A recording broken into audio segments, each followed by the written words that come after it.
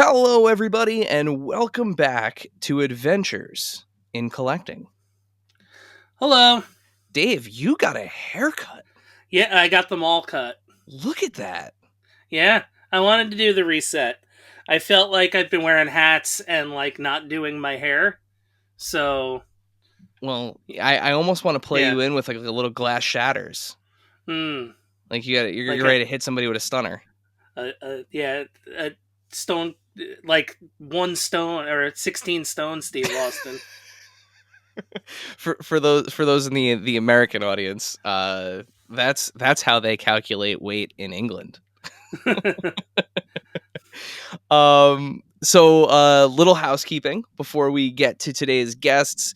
We are rapidly approaching the end of the month, which means that this month's giveaway is almost done. So you still have some time to enter to win yourself a trio of figures. So we have the limited to 500 black and white Biker Mice from Mars Sports Bros are currently up for giveaway. You can visit at AIC_podcast on Instagram. Our pinned post will give you all of the information you need to enter.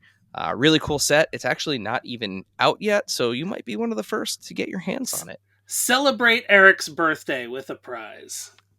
There it is. Yes, today is my birthday. The air date of this show is my birthday, so it's weird recording this slightly in the past, saying that today is my birthday, because present me is lying, but future me will be correct. So, as you famously say, that's a question for future Eric. That is, I say that a lot. That is a problem for future Eric to deal with. But yeah, another trip around the sun, complete.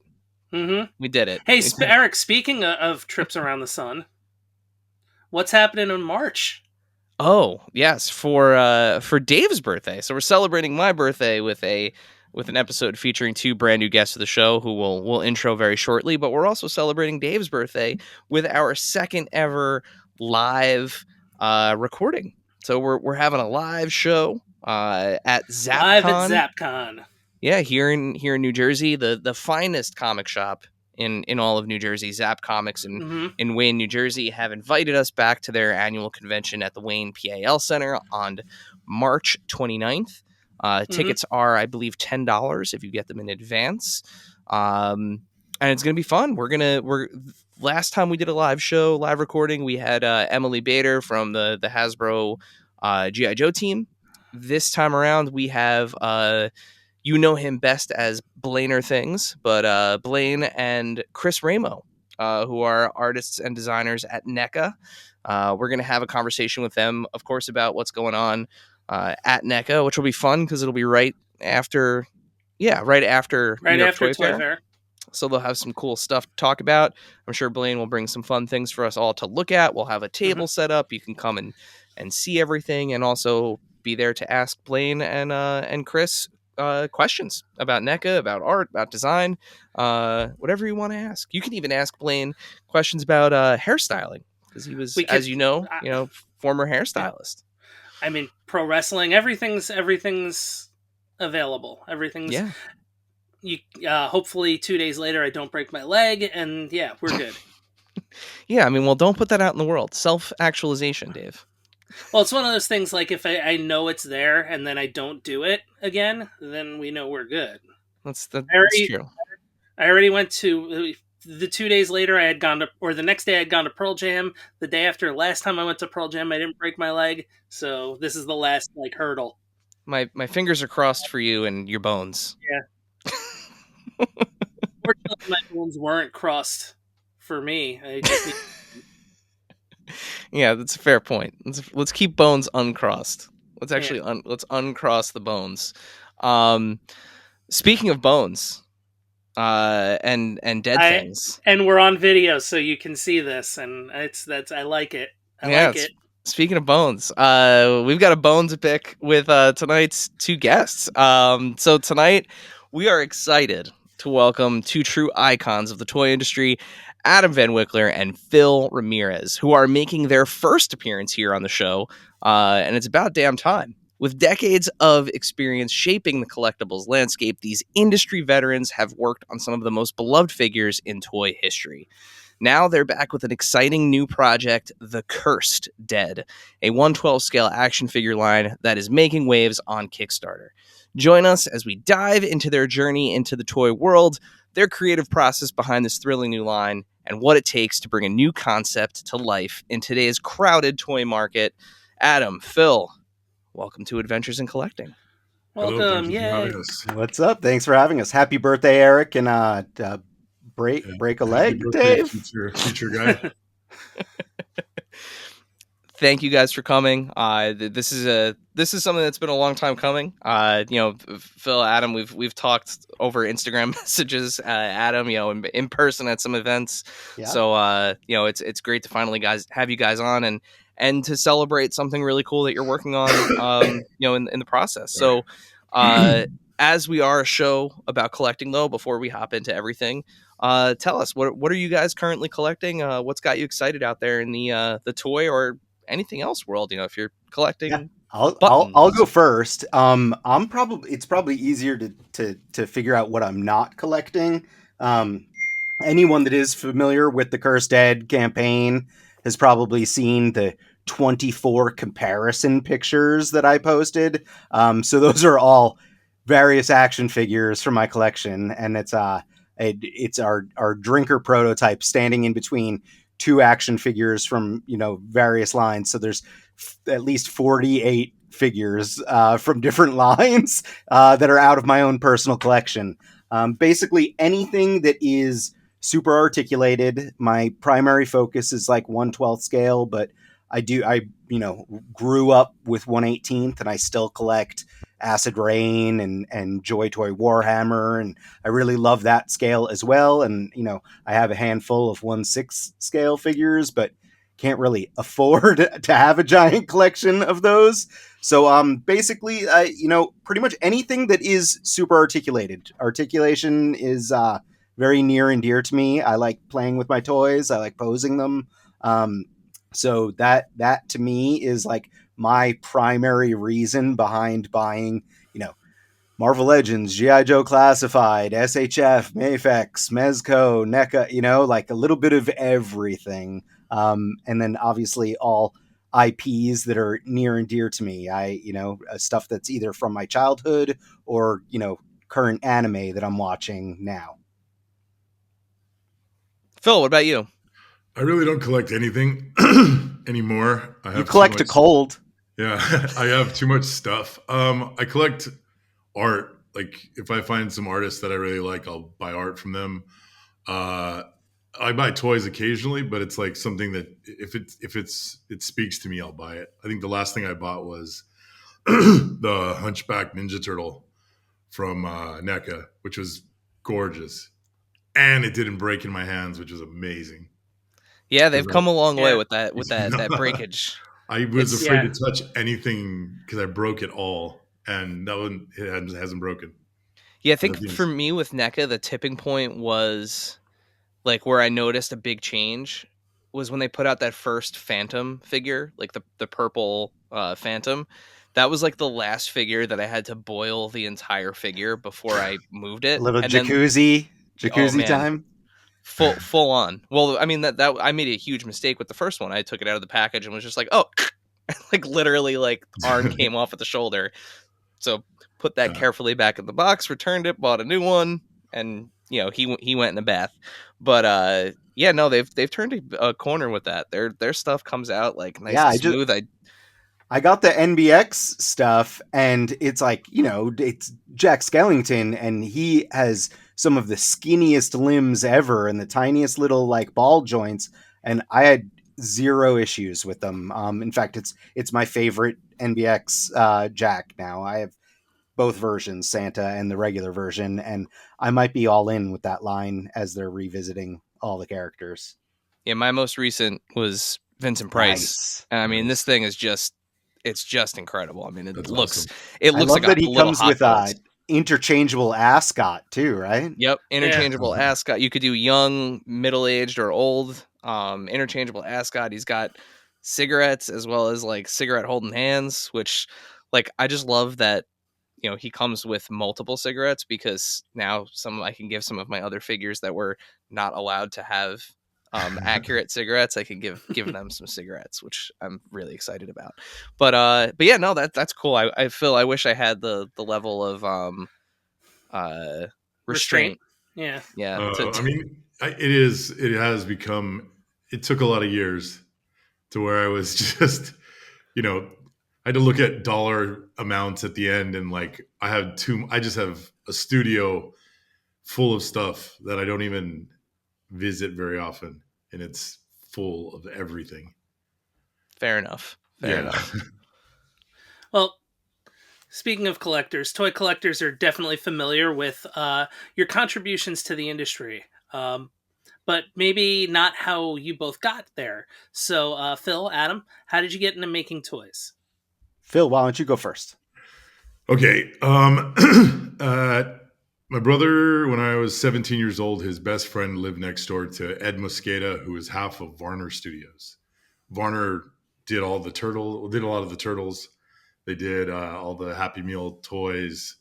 They did just a lot of stuff for Playmates and anybody else that would hire them. And my brother's friend introduced me to Ed, and Ed knew that I was like a toy collector at 17 still, which was pretty advanced for my age. And he gave me a tour of the studio. He knew that I did some drawing, and I painted lead miniatures, and kind of gave me the walkthrough. Blew my mind. I had no idea that's how toys were made. And they gave me a job, basically cleaning up, making molds, and anytime there was stuff to try to do, they would put me in, like design weapons for Ninja Turtles, paint stuff. And one day they had nothing for me to do, and they asked me if I wanted to sculpt. It was a wearable mask that the Toxic Avenger, like when they would do promo stuff, that a guy dressed. Well, I met the guy because it was really funny. He's a wrestler. He'd wear this big giant mask, and they asked me to make the giant mask that big, and I did it, and it was approved, and I was then a sculptor. And do you remember what wrestler it was that wore the mask? No. There's been a couple there's been a few that have done it, but That's yeah, awesome. I don't remember. I'm terrible with names. Yeah, I loved that line. That Toxic Crusaders. Toxic Crusaders. Yeah. Oh yeah, that was a cool line, man. There was a couple that never got made that I jumped on. It was a noise one that was such a cool design, and I started sculpting it, and knowing that they were probably not going to do it. So that clay is at Varner. I think they've unearthed it a couple times, but I left everything there. I have very little of my time, my 5 or 6 years at Varner. I have a very little tangible reference for what I did. That's unfortunate, but I mean, at least it's saved somewhere. Yeah, right? exactly. Yeah. So I'd started there, and then went from there to McFarlane for about 8-9 months.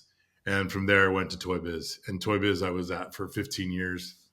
Did a lot of their stuff. And from there, just all over the place. Yeah. God, that's so cool. Yeah, I mean, I was thumbing through your the Instagram feed, looking at some of the protos and stuff that you had, and I was like, oh man, those WCW figures, like the gross out ones, and those were so much fun, man.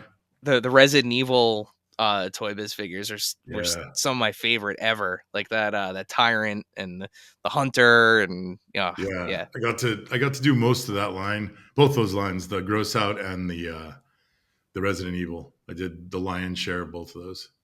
It's like you can almost see where he got his interest and stuff to make the Cursed Dead. Yeah, exactly. They were the preschool version of what we're doing now.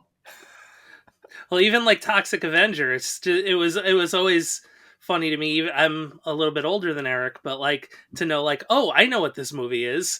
Yeah, how is this a cartoon? The movie too. Yeah. When I saw the cartoon, I was like, have you seen the movie? Yeah, it's remarkable that Lloyd Kaufman got that got somebody to approve that for children's Mhm. television Insane. programming. Yeah, they definitely had not watched the movie when they greenlit the cartoon for sure. I just watched the No. thing that the new one that was just made isn't. They're trying to figure out a way to get it to people to see it. Have They you heard of the new finally one? announced Something today. got announced today. Oh, Yeah. are you serious? Yeah. Yeah. Who's Yeah. doing it? Who's gonna? Is it gonna go out in the theaters? Yep. Well, it's now in the past. Remember when this airs, Yeah, guys? yeah. Yes. So a week ago, or a few days ago. Yeah, a few days ago. I actually just read that today. Let's see. It's literally It's- fresh news as of January 21st. Because It the director is awesome, and he was in all of the. See, I'm terrible with names. The guy that did Green Room, Blue Ruin.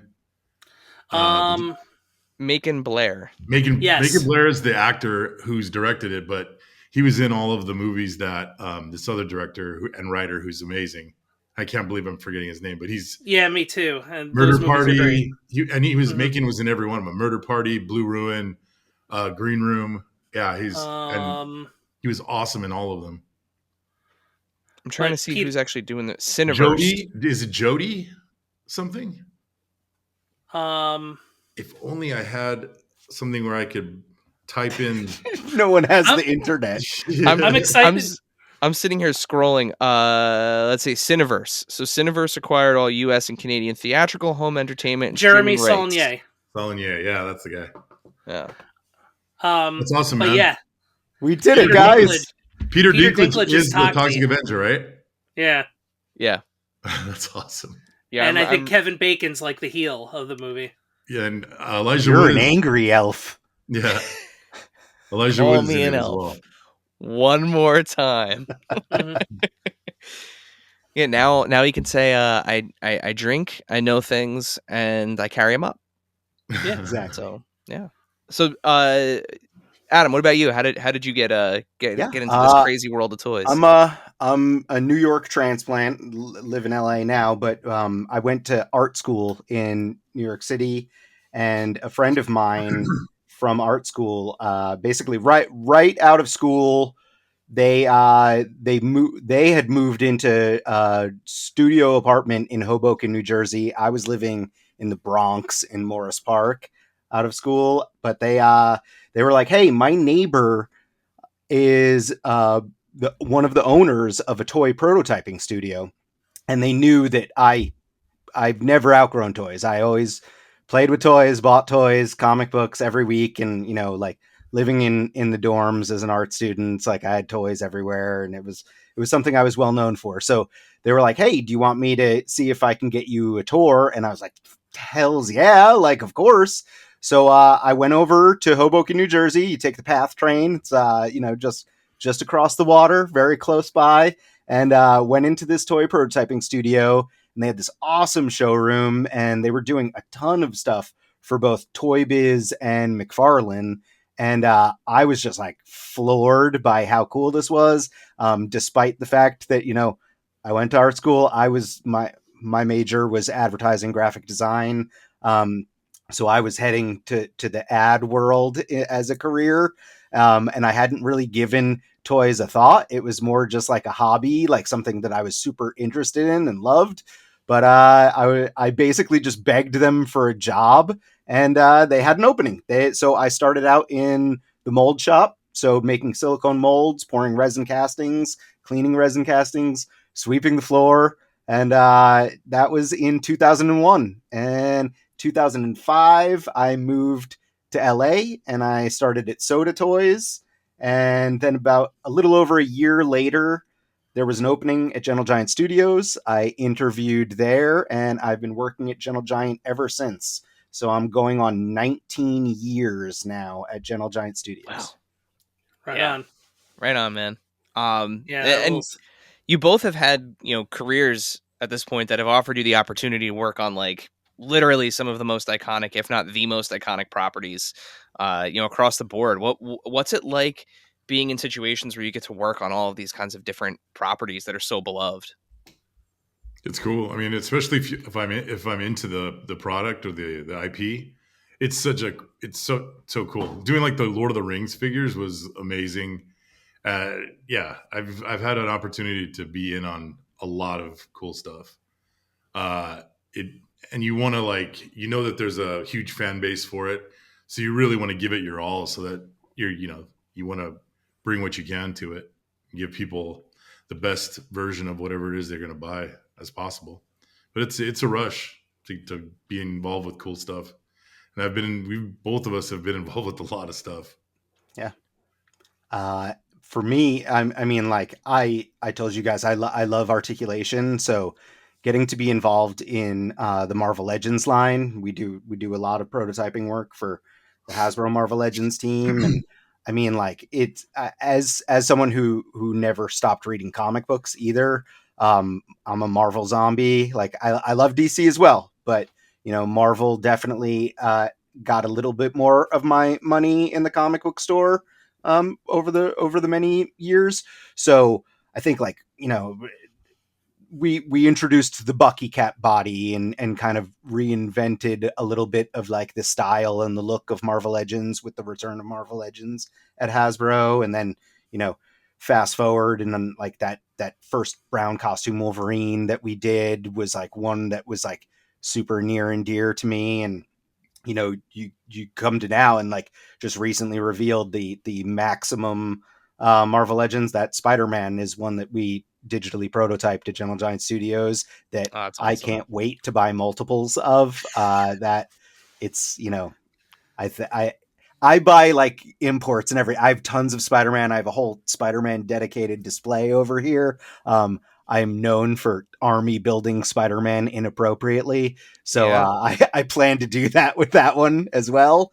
And, I grew up, my mom tells everyone that I grew up with the promise of a Kenner Star Wars action figure when I went bathroom like a big boy. So I got potty trained with Kenner Star Wars action figures. And Gentle Giant was lucky enough to help Hasbro launch the Black Series. So when they decided to do 6-inch scale Star Wars action figures, they came to Gentle Giant, and the first one that we sculpted was the X-Wing pilot Luke Skywalker, which they were like, hey, we want this to look like the Gentle Giant mini bust, but be a fully articulated 6-inch figure. And I was like, challenge accepted. And yeah, we got to work on a bunch of that. So just properties that I've known and loved forever. It's great. It's one of the reasons why like I have been at Gentle Giant for 19 years. We get awesome opportunities to work on tons of cool projects. So one, I cannot wait for the deepest of deep twerks that you put that Spider-Man figure in. That's it's going to be exactly like it's like I'm getting an updated avatar once I get one in. It's going to be deep. That's going to go. Yeah, that Spider-Man's going to be able to do. Yeah, he's going to touch the ground. He's going to get in there. And secondly, you mentioned Kenner. Gentle Giant literally does one of my favorite spins on Kenner action figures. Those all right, jumbo here we go. Kenner... I got to tell you this because this is really cool. It's something I'm really proud of, and I always tell whenever we give tours of the studio. We're located in Burbank, so if anyone's in town, they can reach out to me, and I will do my damnedest to give you a tour. But Gentle Giant Ltd was releasing the retro nostalgia 3D scanned enlarged versions of the Kenner action figures. And being that I grew up, my mom was buying me all of these Kenner action figures, and I was playing with them since I was like a wee child.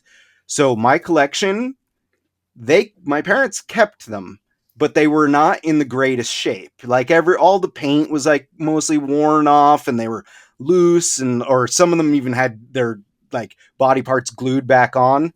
And Gentle Giant does a lot of digital scanning, and that's actually how we did the jumbo Star Wars line, was by digitally scanning the vintage action figures and then creating like the prototypes that were then mass produced overseas. So we had to scan vintage Star Wars action figures, and I donated a good chunk of my collection to be scanned. And the scanning is all like laser light based. So you had to like disassemble the figures and prime them. So you basically are ruining vintage toys to make the jumbo versions of them.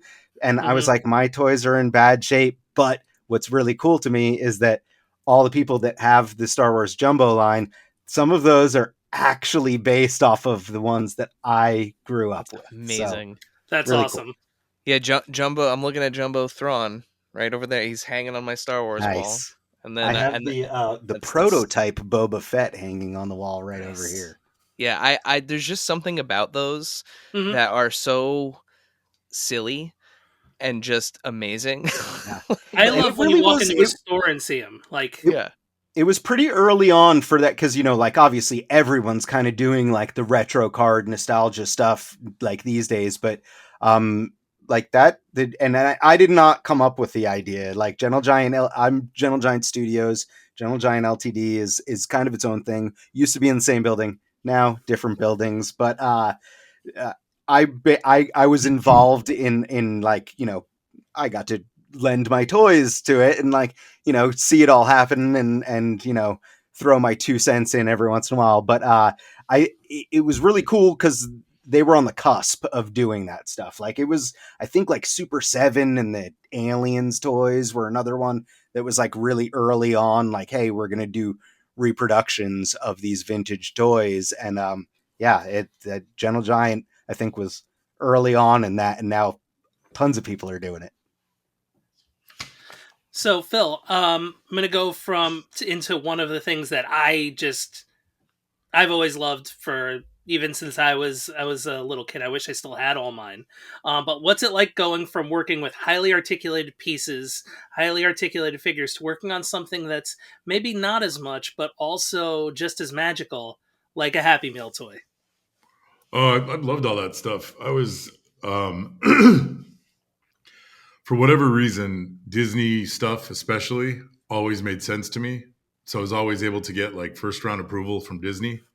So I loved making all that animated stuff. I still do. Like I get to do every once and again, I get to do like cool animated figures.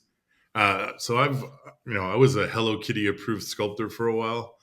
I did like Pokemon, a lot of Pokemon. I just did the new movie Ninja Turtles. I did the Turtles and the Rocksteady and Bebop.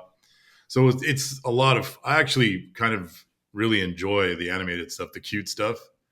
It makes sense to me, and I enjoy doing it. And then I'll do that, and I'll do like some insane monster that's a million pieces. As a toy fan, one of the things I love about Phil, like that he said like early on, when I was like, you know, he was a legend to me when I first met him, and now he's my friend. He's still a legend. But I started in 1990. I didn't say when I started. That was 1990. He's been doing this for 30 plus years. Yeah. But I love one of the things you said, Phil, that resonated with me, and I think it resonates with a lot of toy fans, is you would look at toys and whether they're based on like comics or cartoons, and you're like, why don't we just make it look like the source material? Yeah. Like that, like he said, and I'm like, well, duh, that's what we all want. But like so much before that, it was like, you know, I guess people were trying to like reinvent the wheel or put their own spin on things. But Phil is a master of taking something and making it look like what it's supposed to look like. That's what I wanted as a kid. You know what I mean? Like, and I mean, as soon as I got in there, I was like, why don't we just make that? And they're like, yeah, we'll make it look like that. I'm like, no, like that. Let's make that exact drawing. I will make that drawing 3D. And that's what I did. Yeah, I mean, you brought it up before, like one of the most beloved Toy Biz lines. Like, I feel like the people that loved it, it doesn't get talked about enough, but like the people that loved it because of its level of accuracy were both those Lord of the Rings and Resident Evil lines. I mean, they're still like those Resident Evil figures. There still have not been, like, to this day, Resident Evil figures that were that good. Like Jesse just went on he went on a nostalgia kick and bought all of them again, and I have them. I still have all of them, and I have the prototypes. He just didn't ask you first. Yeah, I know. I have 2 boxes of like product unopened, and Falcon went and bought them all, and he was just like, he called me a couple times and was like, "Can you believe we got away with this? This is insane." Yeah, that the squishy eyeball on the shoulder with the thing in the back, the notch that like made it move around, and dude, the cop. Yes, the cop. I have the cop in front of me. It's nuts. Yeah, I put a black OJ glove in his back pocket. I gave him a donut and a bullet hole through the head. That thing was nuts. Like and they let me do whatever I wanted. Yeah. So great it was line. a lot of fun. Mm-hmm. So, but even sorry to interrupt you, but like even when I started with Toy Biz, I would ask him like, do you want this to look like a specific artist? Just send me that art, and I started doing that. So we started doing them like you could tell they were specific artists, and that was the whole. I wanted to do that. Yeah, I mean that's what comic book collectors like.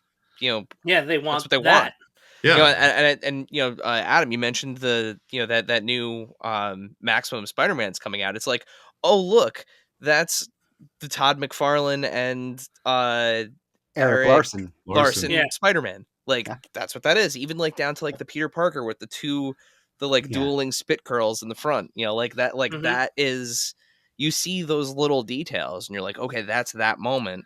And for people that are, especially people like my age, that's my Spider-Man. Like when I started reading Spider-Man comics, that's what he looked like. Like that's when I close my eyes, I think of those giant, eyes. I think of that's very specifically textured costume, that those very dark red and blue hues that are like not as bright and shiny as the stuff before it. Like that's my Spider-Man.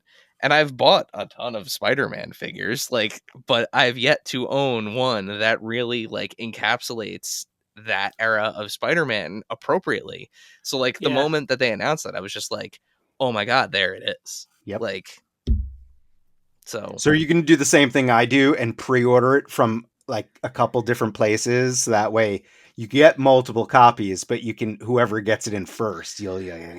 So that's how I roll. I'm going to pre-order at least 2 because I'll want one permanently with like the spider sense and like the face. Like that's going to be one. And then I'll have another one that'll be like kind of the one that I take down and use for photography and stuff. They haven't even announced the price yet. And I'm in for 3, one for home, one for work, and one to keep in the package just in case. There you go. So we've talked about a lot of licenses. Is there for each of you, is there any particular license that you worked with that, like, given time and everything, that you'd love to revisit and take another crack at? Oh yeah, Marvel. Yeah, you can tell Phil's mad. He's like, Gentle Giant does too much of the prototyping for Marvel Legends. I mean, I haven't worked on a Marvel character in 12 years or something like that. Is there a particular character? Like, if you could pick one, like who would be the character? The Thing. Okay. Yeah, he's my favorite. But there's a lot of them like that I never got to do that I would have liked to have done. I would have liked to have done the Morlocks. You really get in there with those guys. Arcade, but the arcade figure that they did was pretty cool. I can't really knock it. The body, I wish he was a little bit more slight. He's based off like the standard kind of suited body, and it's like it would have been nice to have him a little bit shorter and scrawnier. And then like all of the Hulk bad guys. Yeah. There's some good ones that they haven't touched yet. By Beast, man. Like no one's done the By Beast yet. Like I can't believe that's such a cool design. So Hulk's, Olgra, that's my guy. Olgra.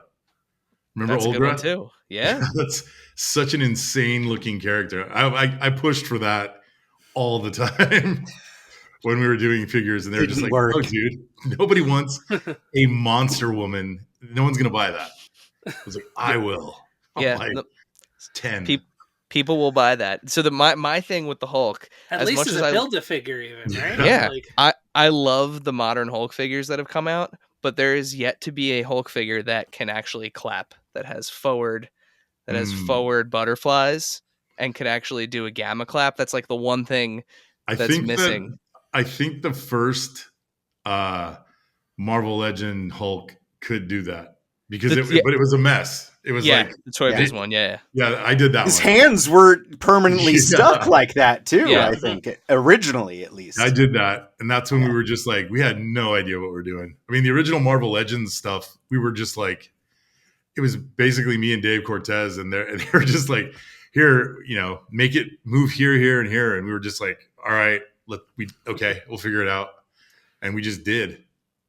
And it was two guys in their freaking late 20s or early 30s just going at it, and we were both like competing with each other. So we were like really pushing it further and further and further as quickly as we could. And we weren't using computers. It was all plastic joints and clay, Yeah, I mean those Spider-Man classics that bled into that first few Marvel Legends, those were still to this day iconic figures. I mean, they completely reshaped what the scale was, what the expectation was. Like, I remember the first time getting my hands on one of those, thinking like, an action figure can do this. Like, what? Yeah. Oh my god, and looking at it, like, there's still like a lot of things that you guys pioneered in those figures that's still like a commonplace thing today. I mean, like shoulder joints for one. It's crazy. It's crazy. I love those late Ghost Riders, like the late run of the comic series.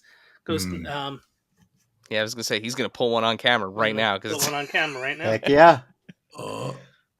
Yep. That's, and that phasing one, with the red bike, that one's a little further away, but no, that was great. I think for me, because like we do a ton of Marvel Legends. We worked on a bunch of DC stuff. Like I worked for, doing prototyping work for DC collectibles, but I would love to do like classic DC comic stuff that's highly articulated. Like that's something where it's like, to this day, and I am also a giant DC fan. I have a bunch of Mezco figures. I have, all the Mafex Hush stuff and the newer Nightfall pieces and everything.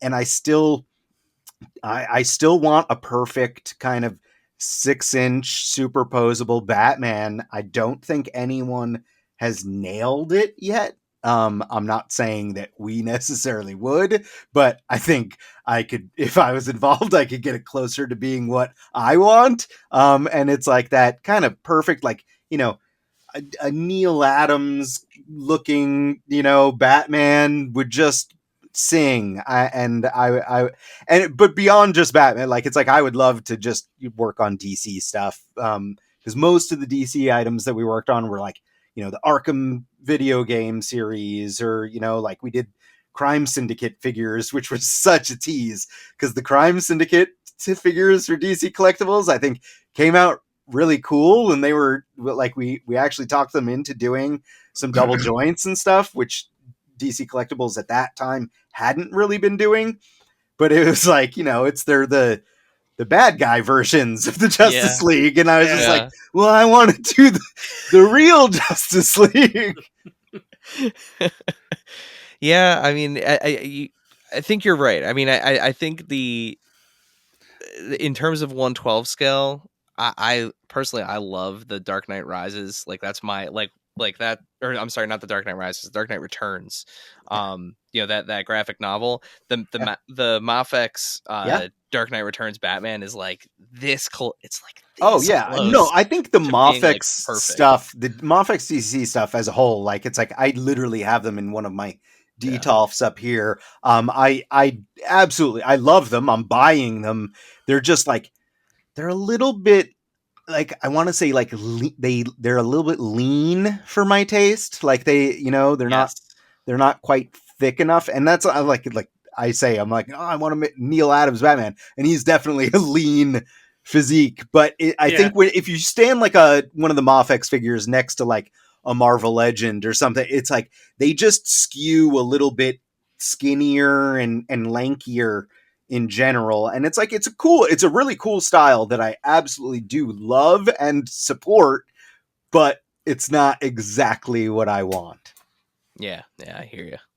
So now we've talked about, licenses that you've already done, but is there one that you've never worked on that you'd like to work on? Oof. Man. I mean, there's a couple of licenses I've never touched. I've never touched G.I. Joe, Alien, or Predator. I've never worked on those. Oh, man. Yeah. But it's all been done really well. I mean, G.I. Joe right now, those things are insanely good. Like, I don't even think I could touch that. I mean, I'm not bringing anything to the table. Those things are perfect. I could see you crushing some Cobra Law stuff. Yeah. Like some of like the grosser, like a globulus or like a Pythona. Like, I'd like to get into like, oh man, like D&D would be rad. Oh yeah. Like just get into some of the weird lore of D&D. That would be really cool. But yeah, I mean Alien has been done a million times and all really good. Predator's been done constantly and looks fantastic. And yeah, the G.I. Joe, same thing. It's flawless. Those new ones especially are nuts. But yeah, D&D I think would be the way that I'd want to get into. Try to get. That's into funny. That's funny that you say that because like my answer is like fantasy as well. I think I'm really happy with what we've been getting, but Conan, I'm a big Conan fan. I love me some fantasy. I'm a big Lord of the Rings nerd. My wife and I are like super nerds for Lord of the Rings. We have gotten to work on some Lord of the Rings stuff for the Diamond Select line. If I was overseeing that line, there would be soft goods involved, and the articulation would take a top seat. But I think that some of the stuff we put out for Lord of the Rings was cool. But yeah, Conan in general would be one, and it's like both, book, comic, and Arnold movie stuff. Like I just love everything Conan the Barbarian. Like it's really cool to me. The Mezco figures are great. I bought multiples of every release so far. They were a little bit small for the scale, but overall I really liked it. And then I ended up buying 3 of the more recent King Conan release from them because he had double jointed elbows. And I was like, well, I need to now upgrade all of my Mezco Conan. So like I'm sitting there like, playing with Malibu Stacy needs a new hat and swapping all of the parts over onto the new King Conan body that was slightly taller with better articulation. So I have random bits and pieces of all these expensive Mezco Conan action figures around just to make my versions that are in my own mind. So yeah, I would love to just take a crack at it just from the get. Hey, you never know. Maybe we'll get a Marvel Conan at some point. Trust me, I've been asking for a while. If we got Crystar, Savage Avengers, it's like come on, Rom. Like, nothing at this point is. As soon as he showed up in Savage Avengers, like trust me, I was annoying Dwight and Jesse and Ryan and Dan. I was just like, come on, guys, like let's make this happen. It's obviously it's a complicated one based on the license, though. Maybe one day. Well, yeah. This takes us into what you guys are up to now, Adam. For anyone who hasn't checked out the campaign, let's get everyone caught up. Tell us about the Cursed Dead. Yeah, so the Cursed Dead is basically it's Phil's take on classic horror characters, monsters, creatures, demons, spirits. So his kind of spin on those, as well as creating new characters that fit into that world. So basically it's a 1/12 scale line, and it's meant to fit with just about every other toy line that you can imagine, because we are monsters, creatures, demons, spirits. So they're going to be about between 6 3/4 and 7 inches tall as far as final product goes. Our base body that we've developed is this like skinny, crazy articulated body. But it's if you look through the comparison pictures that I was talking about earlier, we really are intending this to be able to go with anything, whether that's, your Marvel Legends Goblin Queen and Ghost Rider and Blade, or you want your G.I. Joe Classified fighting, different demons, or I collect tons of anime lines. So like you get Jujutsu Kaisen and Chainsaw Man, Kaiju Demon number Slayer. 8, and like all of these lines where SHF are making amazing figures, and I absolutely love them. But there's not that many villains, so we really wanted to create this line that can stand on its own. So when Phil was designing these characters, I insisted that he give me backstories for all of his creations, because I grew up with G.I. Joe as well, and the G.I. Joe file cards were such an important thing for me as a kid, like building that imagination and play, and like giving you just enough info that you could then take these characters and like make them into like your own from there. It's just a gateway, a starting point.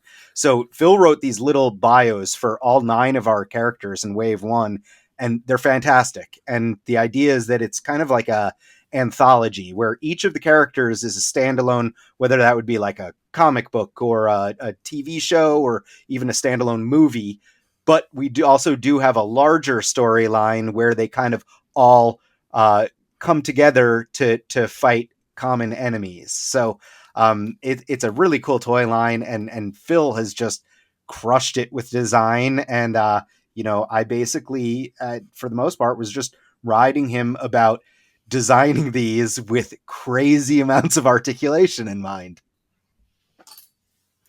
So now I gotta ask, are those like backstories? And because some of my favorite things to read over and over again as a kid were like the G.I. Joe file cards or the Superpowers little comic books or things like that. Are those backstories going to be part of packaging, whether it's like a file card or something? Phil, why don't you tell them a little bit about our packaging plans? Well, the packaging idea, excuse me, is old school VHS tapes, which has been done. Flip open so you could see the character in there, so it's not just a blind box. They'll feed out from the bottom, so you can take them out, mess around with them, and put them back if you want to. And I believe that we're still figuring this out, but it could be the Cursed Dead is like a video anthology series, and on the back is going to be each character as their own episode, and the writing will be in with each figure. Like each character will have its little bio. And then the demons, which are the old dead, those ones are going to be same packaging layout, but they're going to be old books. So it'll be like Very Necronomicon cool looking books and old videotapes that all kind of sit next to each other. And the demons are kind of like bad guys, like they're the ones that the lack of better way to describe the newer monsters have to face off against. Yeah, that's awesome. And I mean, so cool. there have been a lot of monster toys in recent years. From like a design perspective, what makes the Cursed Dead different? What cuts through the noise with them? Well, the first one being the skinny body, there's not a lot of that. The proportions are different. The layout of the figure and in terms of texture and aesthetic are different, so that we could fit in all the articulation. And just kind of the take, I wanted it to look like a gumbo of just all sorts of references, because that's what's going on in my head. Is just I've built so much stuff in my life and I've referenced so much stuff that I can kind of put lots of things together. And I think that they have a familiarity to them because of their monster. Everyone knows what monsters are, but there is just enough of a new take where they are different. And the ones that I created from scratch are absolutely creepy. And I have not seen a lot of that, which is you see a monster and it's a cool monster, or it's a monster and it's big and scary, but creepy is not really tapped The into. whole team has terrified our children with the Crankle Christmas song that Phil came up with. It's absolutely. I encourage anyone to go check out. It's linked on the Kickstarter campaign page, but it's also on the Cursed Dead YouTube page. And Phil wrote the lyrics and performed the song as well, and it has like Oogie Boogie / classic Grinch song vibes to it that it's just unbelievably creepy. I love that.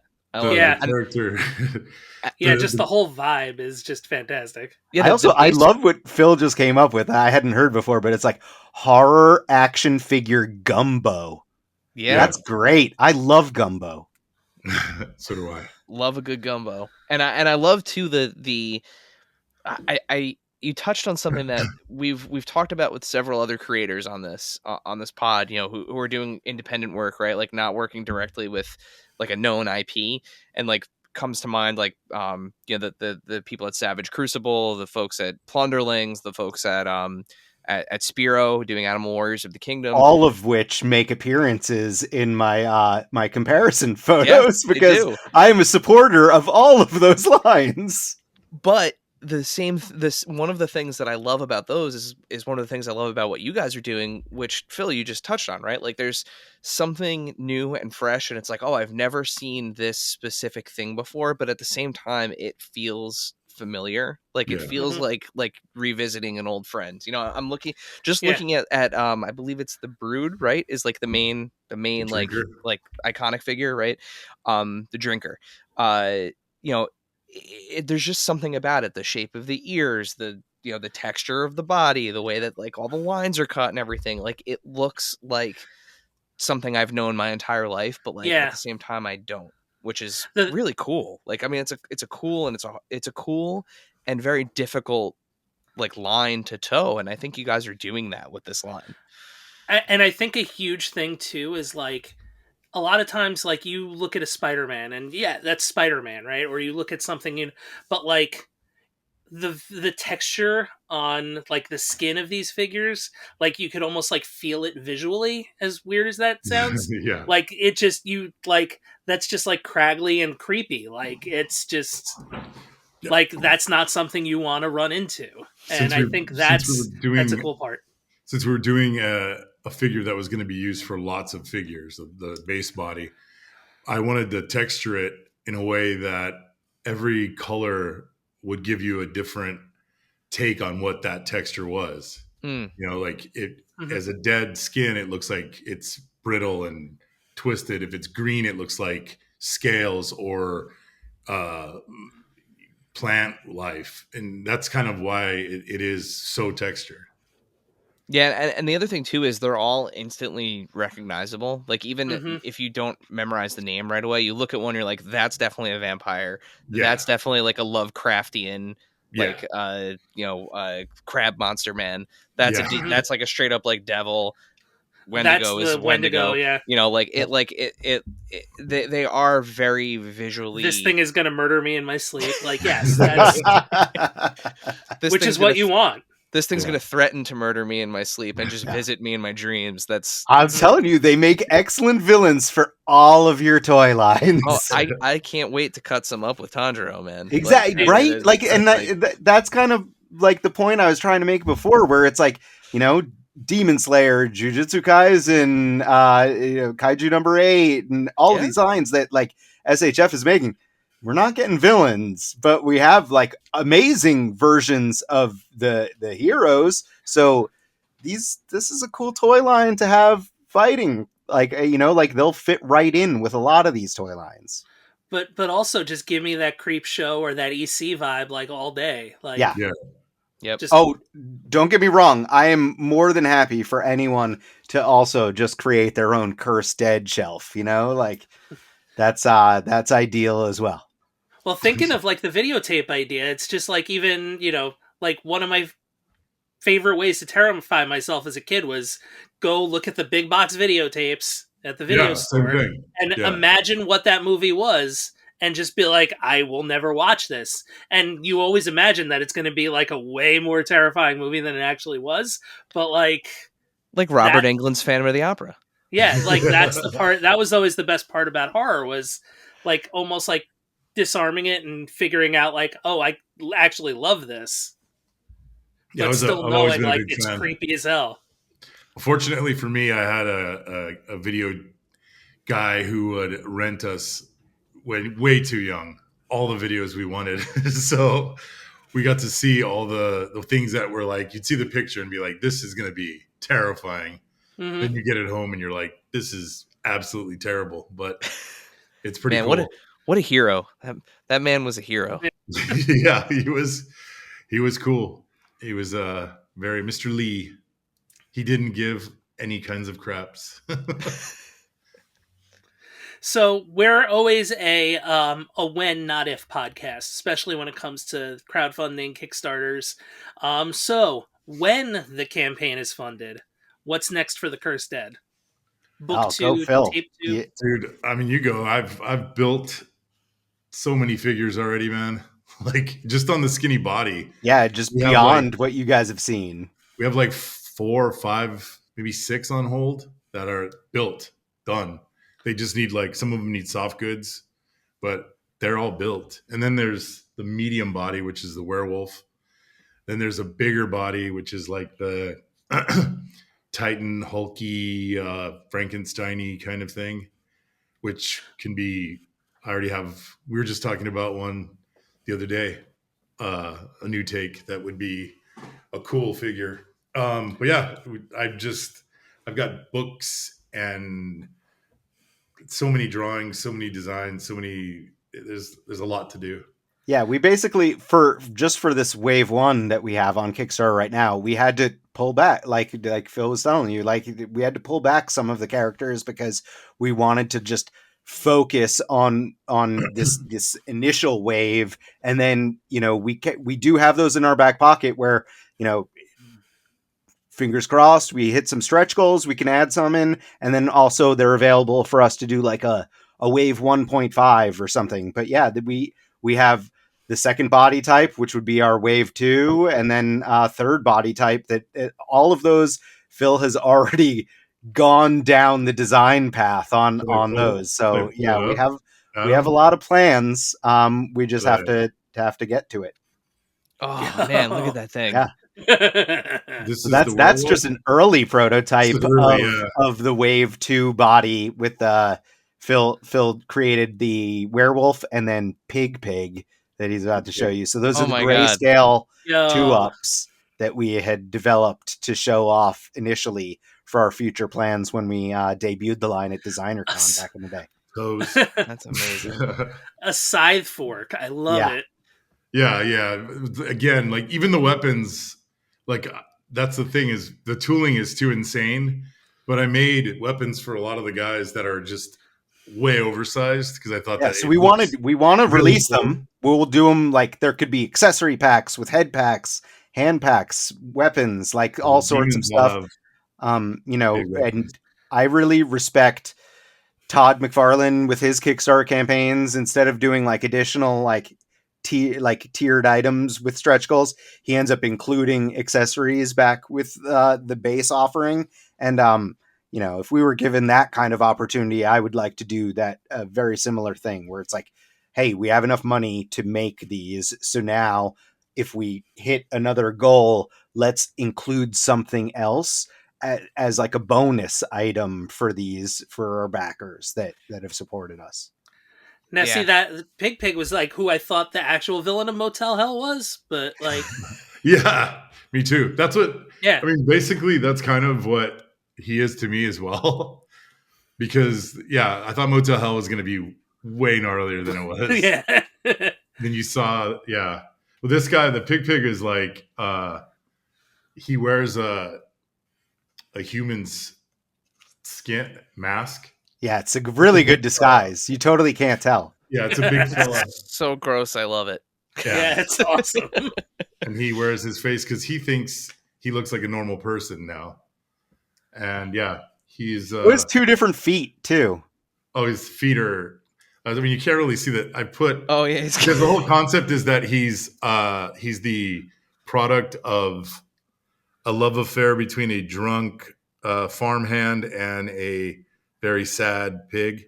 Oh like, boy! All right. He's got like 10 toes on one foot. Yeah, That rules. Yeah, and a hoof foot. It's all Yeah. very warped stuff. And he has It's a amazing. little stuffed animal that he carries around with him. It's amazing. The Cursed Dead That is rules. Phil's version of therapy. Yeah, pretty much. That's a look inside. That's definitely a peek behind the curtain. Yeah. All right. So up next we have our featured follower Q&A. So when we have guests on, we like to make sure that our followers, our listeners, our watchers here on YouTube get a chance to include some questions. Cool. Before we get to those questions, Dave, please remind our listeners and our followers how can they participate in future episodes of Adventures in Collecting? Yeah, so when we announce a guest, usually it's the weekend before recording. You're going to see a story on Instagram, and I guess I don't know if you'd see it on Threads or X or Blue Sky or any of the other Just on social Instagram. medias on Just on Instagram. Instagram. And when you see that story, it's going to tell you, hey, Phil and Adam are coming on, or whoever else we're going to have on. And it says, enter your question here. So you tap on that question box, that little kind of dialogue box, and then you can type in your question as Adam is doing right now. And we'll see it, and you may become the featured follower Q&A. And we also have a voicemail that you can use, which I kept the number of, but I do not remember offhand. I have it ready this time. Yeah. You can call us anytime, and you can also leave a message for our guests, for us, whoever you want to ask a question to. Yeah. You can call at any time. Don't worry, you if are it's never going to disturb anybody. It's going to go right to a voicemail. But if you disturb anyone, Pig's coming. Yeah, it's coming for you. My new friend Pig. It's 1-973-750-8256. You can call that or text that number and put your question in that way. With that, let's hop in here. Dave, do you mind if I take the first one? Please. All right. So, friend of the pod, Jesse DeStasio at Toy Pizza asks. Nice. I love Jesse. All right. So I'm going to try to get this right. In quotes, Jack the Mad reunion when? Never. But I think I've sent him some of the newer stuff that Josh is the third person on out of us that are making the toys, the Cursed Dead. Yeah, Josh and I have made new music. So that was so it's a band that Josh is Phil's best friend. Josh is also Jesse Falcon's younger brother. And Okay. yeah. All right. Little bit of backstory. Yeah, and DeStasio is hilarious. I love that guy. Actually, we hope to get to New York to see him again because I love chopping it up with that guy.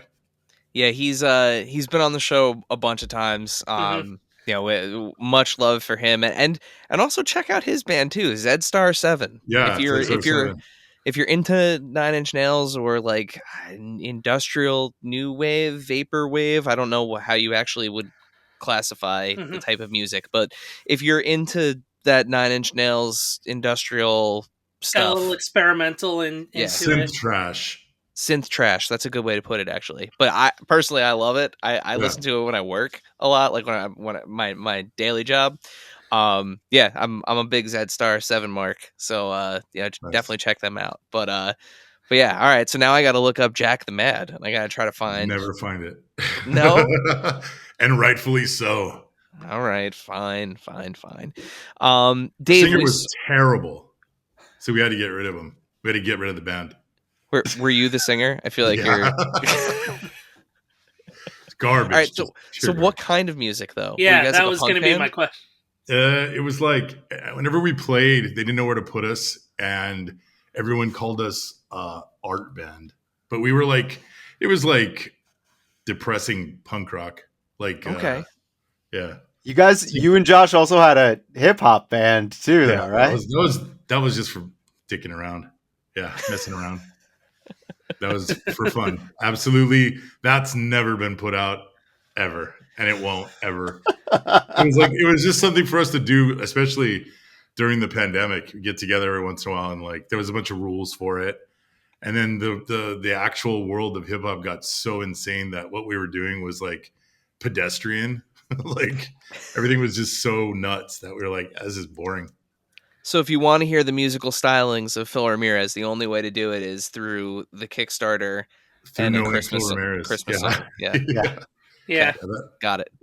Although I love the Go ahead. I love the idea of sad punk rock though. Like they're like, it's like nothing. Like the band Nothing. Yeah.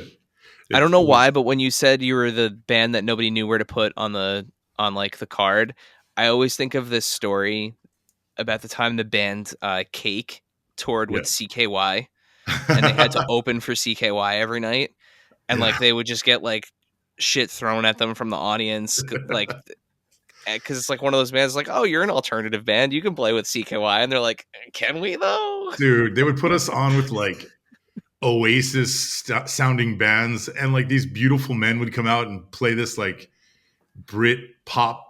It was cool, don't get me wrong, but it was like, and then we'd come out, we were just like drunk dicks, and like it didn't work. I walked everybody, constantly walked everybody. I could walk a room. I could comfortably get in front of an audience, very intoxicated, and walk an entire room, and I'm completely comfortable with it. Amazing. This sounds like sorry. This sounds like next year's Toy Pizza Fest. That energy out. It's not a good trait to learn. Put it to you that way. No, but I feel like Jesse's right. I feel like it's time. You got to bring this back. You got to circle back, bring this back. The guitarist hates me, so we'll see. We're getting on better terms, but we'll see. All right. Dave, we sort of answered. Adam already sort of answered this, but let's just put it out to the world and yeah. Lord Unimportant, you are very important today, sir. Will the Cursed Dead Wave 1 come with any additional heads or hands, maybe some articulated jaws or weapon-holding hands? So, for sure, all of our figures come with multiple heads. The Drinker comes with 3 heads, actually. The kind of closed mouth smirk, the open mouth ready to feed, and then 8 of the 9 figures in the wave come with a skull head that has an articulated jaw, and the paint deco it matches the bodies. So if you scroll through the campaign page, you can see additional pictures with the figures with their skull heads on and these alternate parts. So and then the deluxe figures come with even more character specific items as well. So definitely something that is in the line already, and something we do want to expand upon with like accessory packs down the road for sure. And our last featured question comes from another friend of the pod here at Toy Farce, and this is our usual shout out to Toy Farce. If you are not following Toy Farce, what are you doing? Mm-hmm. Just Toy Farce. Do you like to laugh? Yeah, do you like to enjoy life? You're listening. We communicate on Instagram a pretty good amount of time. He's the best. Like if you are watching and or listening to this, I have to assume that you are into action figures, or you've stumbled backwards into something that I hope you're enjoying. But thank you for stumbling. Thanks for being here. The algorithm did it finally. But yeah, Toy Farce, he's just the best. Just follow him, laugh, enjoy. But all right, so he's got a question, Phil, for you. First, what? And we might have answered this one already too, but what was your all-time favorite franchise to work on? Turtles. Okay. Or Marvel and Turtles. Those are the two. But Turtles still hold a soft spot for me because I was a kid working on them. And Adam, will it fit? This is so Toy Farce and I have been friends online for a while, and we've made jokes that we wanted to do like a podcast or something together where it's will it fit, and it's scale related, guys. It has nothing to do with my username or anything comedic as far as that goes. But will it fit? The answer is yes. Check out the comparison picture, the 24 comparison pictures, it will absolutely fit. There you go. That has been our featured follower Q&A. So thank you to everyone who submitted questions, and especially thanks to our featured question askers. And that unfortunately means we are at our final question here. We do have a tradition on the show where we ask all of our guests a final question before we give them the space to plug the amazing things that they're working on. And since you guys are first time guests, you get the OG question. I had to remember the OG question. Get the original question. And Dave, would you like to fulfill your role as this podcast's James Lipton and ask our final question? It's so weird doing this part on video now. Adam and Phil, our final question that we ask to all of our guests. What is your favorite and/or strangest piece in your collection? It can be one of each, or it can be both. You go first. You want me to go first? Okay. Yeah. One of my favorites. I've answered this before, but definitely near and dear to me is we've prototyped a lot of Muppets figures for Diamond Select. I was a big fan of the Palisades line, and I own most of them. And we've done the prototyping for all of the Diamond Select releases, and I will bring the Palisades figures into work, and it's like, what can we do to basically improve upon this? And obviously the Diamond Select line is about keeping them in scale with one another and some other 1/10, 1/12 scale figures out there, and upping the articulation.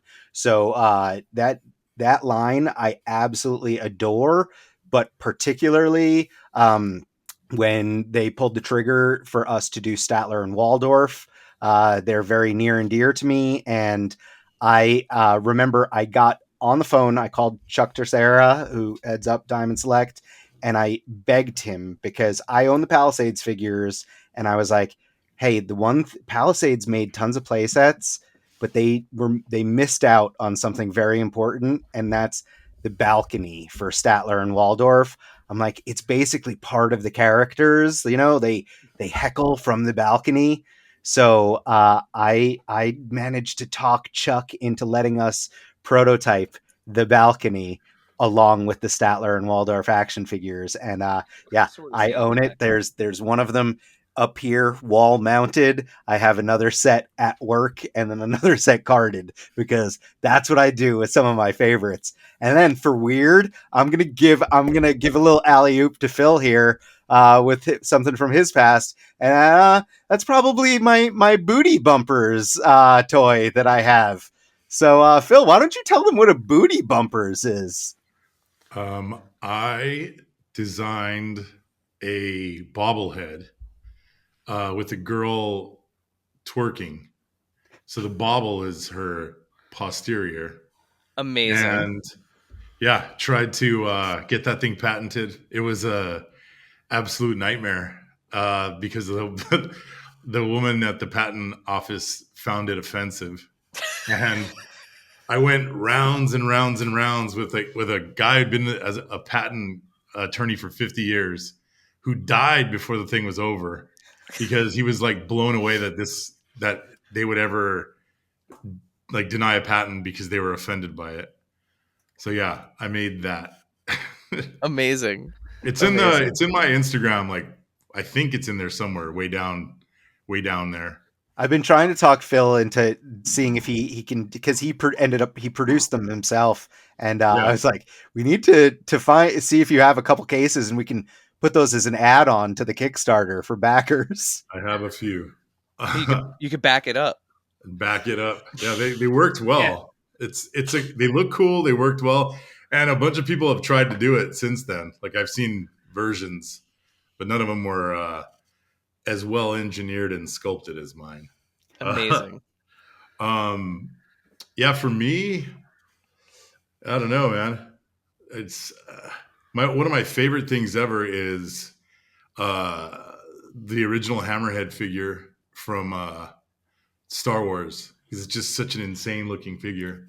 Like, the sculpt is pretty amazing. That and Slythe are the two like generationally that are like so far ahead of their time.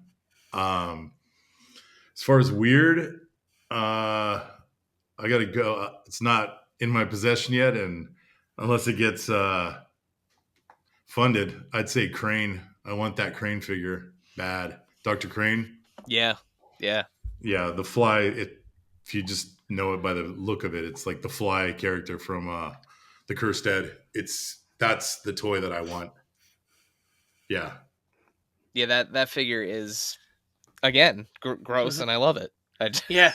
I don't know what other way to put it. Yeah, it's gross. It's a toss up for me between I'm just looking at the names, Dr. Crane, and there's just something about Gord. Yeah, that I really Gord like. and Wendigo are my two favorites. I think it's because Return to Oz was such like a important movie to me as a kid. The jack-o'-lantern character that kind of comes to life, the scarecrow kind of stand-in in that movie. No, to me he's a more evil, like a more messed up man he faces. Yeah. Good. Again, see, it's all like member berries, right? You're getting all the member berries. Yep. But yeah, I absolutely love this line. I love the possibilities with it. Like you said, the will it fit? It will absolutely fit, and I can't wait for it to fit. And to what Dave said, it's not an if, it's a when.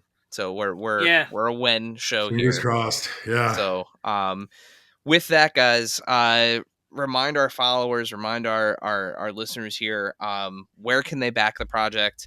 Where can they find you guys online, and when do they have until to get this done?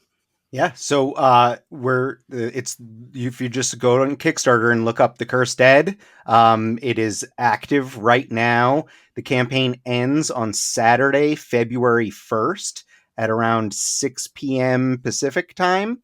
So I encourage everyone to get their pledges in now, so that way we can get closer to hitting that funding goal and then going towards some stretch goals, because I would really like to show you guys some of that other stuff that we have planned that we were talking about. You can find us thecurseddead.com, which has links to all of our social media. It has links to the Kickstarter campaign. It has links to our Facebook group, our Instagram, our YouTube. So we're kind of all over the place, and we're trying to cross posts. That way, if you only use one type of social media, you can get most of the info right there. So check out the website. And then otherwise, I'm playing with myself all over the internet. Yeah, what he said. And you can only find me on Instagram, Ramirez Studios 3D, 3Ds Inc. 3D. Yeah, thank you for having us, guys. Oh, awesome. Thanks for guys, being on. This is our pleasure. Both of you, thank you for everything that you guys have done throughout your careers in the toy industry. It's I said it at the top, and I mean it. Some of the most iconic toys that have ever existed. Absolutely. Ripple effects that are still being felt today in toy design. You guys are responsible for that, and the fact that you're here doing something new and fresh and exciting after all of that speaks volumes to the amount of talent that you guys have, and clearly how much you love this stuff. So yeah, I don't have anything else. But yeah, with that, Dave, I think it's time, man. Send us home. Yeah, let's back some toys, everybody.